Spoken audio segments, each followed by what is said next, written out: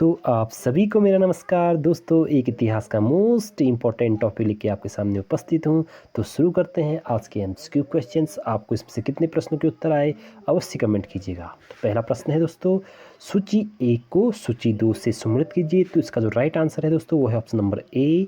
तो आप मिला लीजिएगा, यानी कि जो ए में ऑप्शन है वो है ए गांधार का है ऑप्शन नंबर 4, तक्षशिला, सूरसेन का है ए मथुरा, वत्स का है कौशाम्बी और जो कौशल का है वो है श्रावस्ती। दोस्तों ये था इसका राइट आंसर। अगला प्रश्न, हर्यक वंश के किस शासक को कुणिक कहा जाता है? तो ये है आपका जो इसका जो राइट आंसर है वो ऑप्शन नंबर सी, अजातशत्रु को।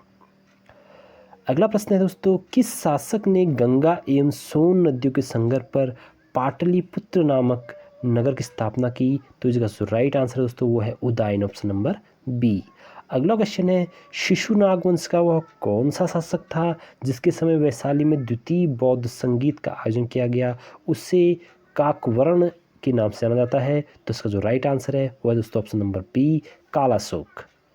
अगला प्रश्न है, 323 ईस्वी पूर्व में सिकंदर महान की मृत्यु कहाँ हुई? तो इसका जो राइट आंसर है वो है आपका ऑप्शन नंबर बी, बेबीलोन में। सिकंदर महान एवं पोरस पुरु सेनाओं ने निम्न से किस नदी के आमने सामने वाले तटों पर पड़ाव डाला था? तो जिसका जो राइट आंसर है वो है दोस्तों ऑप्शन नंबर बी, झेलम। किस प्रकार का मृदभांड पॉटरी भारतीय निम्नलिखित नगरीकरण शहरीकरण की प्रारंभ का प्रतीक है? तो इसका जो राइट आंसर है दोस्तों वो है ऑप्शन नंबर सी, उत्तरी काले पालिशकृत। दोस्तों ये बहुत ही इंपॉर्टेंट क्विज है और ये उत्तर देखो आपको देखेंगे साइड में कि कहाँ कहाँ ये पूछे गए हैं। एसएससी में पूछे जाते हैं, अलग आरआरबी में पूछे जाते हैं, यूपीएससी में ये प्रश्न पूछे जाते हैं। तो ये पूरे प्रबल इसकी संभावना रहती है कि आगे की नेक्स्ट पेपर में अगर अवश्य आएंगे। अगला प्रश्न है, पाली ग्रंथों में गाँव के मुखिया को क्या कहा जाता है? तो जो गांव का मुखिया होता है दोस्तों उसे कहा गया है पाली ग्रंथों में भोजक, यानी कि ग्राम भोजक। अगला प्रश्न है, उज्जैन का प्राचीन नाम, उज्जैन का जो प्राचीन नाम है दोस्तों वो है अवंतिका। यहाँ पर थोड़ा साफ नजर नहीं है लेकिन मैंने मुँह से बता दिया। नंद वंश का संस्थापक कौन था? तो नंद वंश का जो संस्थापक था दोस्तों वो था Mahapadmananda. Right answer option number ए। अगला प्रश्न है, ग्रीक यूनानी लेखकों द्वारा अग्रमीज जेमेट्रिज कहा गया है, किसे कहा गया?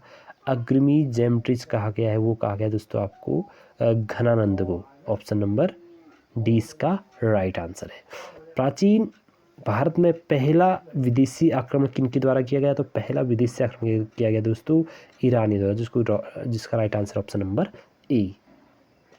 प्राचीन भारत में दूसरा विदेशी आक्रमण किसके द्वारा किया गया? ऑप्शन नंबर बी इसका राइट आंसर है, यूनानी द्वारा। ईरान के हकमनी वंश के किस शासक ने भारतीय भूभाग को जीतने के बाद उसे फारस साम्राज्य का 20वां प्रांत बनाया? तो इसका जो ऑप्शन जिसको इसका राइट आंसर है वो है दोस्तों ऑप्शन नंबर बी, डेरियस या दायरबाहु। हाई इड्वेस या वित्सता यानी कि आधुनिक नाम का झेलम का युद्ध किस स्थान पर हुआ था और किन शासकों के बीच हुआ? तो झेलम तो नदी थी, तो और ये हुआ था सिकंदर और पोरस के बीच। ऑप्शन नंबर इसका राइट आंसर है। अगला प्रश्न है, सिकंदर ने भारत पर कब आक्रमण किया? तो सिकंदर ने भारत पर आक्रमण किया 326 ईस्वी पूर्व। सूची को 1 से संबंध किया जाए, बिंबिसार किससे संबंध था दोस्तों? बिंबिसार जो था आपका बिंबिसार मौर्य वंश से, कालाशोक शिशुनाग वंश से, महापद्मानंद वंश से, बिंदुसार हरिक वंश से। इसका ऑप्शन नंबर ए 3 बिंबिसार आपका जो था वो सॉरी दोस्तों, इसका जो राइट आंसर होना चाहिए ए का ए होना चाहिए। एक मिनट, बिंदुसार जो था वो मौर्य वंश का था। सॉरी, यहाँ बिंबिसार में कन्फ्यूज मत होना आप भी। जो बिंबिसार था हर्यक वंश का था, कालाशोक जो था शिशुनाग वंश का था, महापद्मानंद वंश था। ये है दोस्तों, अब सही से बना दी है। एक का उत्तर ए, बी का उत्तर 2 और सी का उत्तर 4 होना चाहिए। ऑप्शन नंबर डी, बी इसका राइट आंसर है। अगला प्रश्न है दोस्तों, सूची 1 को सूची 2 से सम्मिलित करना है। तो इसका जो राइट आंसर है मगध मालवा मगध पटना और मुगया के बीच, Vatsa Allahabad Kaushal Awadh Avanti. 1 2 3 4 right answer. Option number A इसका राइट आंसर है। आगे चलते हैं दोस्तों अगले प्रश्न में।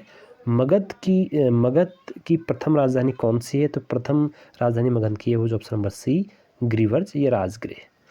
किस शासक द्वारा सर्वप्रथम पाटलिपुत्र का राजधानी के रूप में चयन किया? तो इसका राइट आंसर है उदयन द्वारा, ऑप्शन नंबर सी। अगला प्रश्न है 16 महाजनों की सूची उपलब्ध है, तो वो है ऑप्शन नंबर बी अगुंतर निकाय में। अगला प्रश्न है निम्नलिखित में से मगध का कौन सा राजा सिकंदर महान का समकालीन था?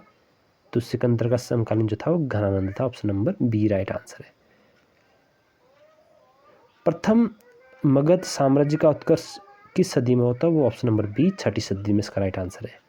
सिकंदर की भारत की सफलता के निम्न कारण थे। भारत मतलब कोई केंद्र सत्ता नहीं थी ये ऑप्शन नंबर सारे आंसर ठीक है, तो ऑप्शन नंबर डी इसका राइट आंसर है। आप देख लीजिएगा।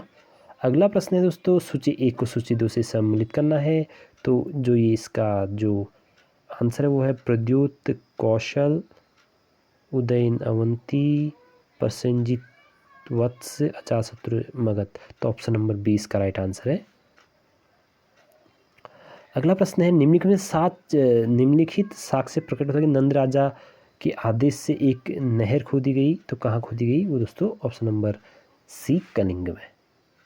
अगला प्रश्न है सम्मिलित 1 को 2 से सम्मिलित करना है, तो जो इसका राइट आंसर दोस्तों मिला लीजिएगा। इसका ऑप्शन नंबर ए इसका राइट आंसर है कि 1 का 1, 2 का 2, 3 का 3, 4 का 4।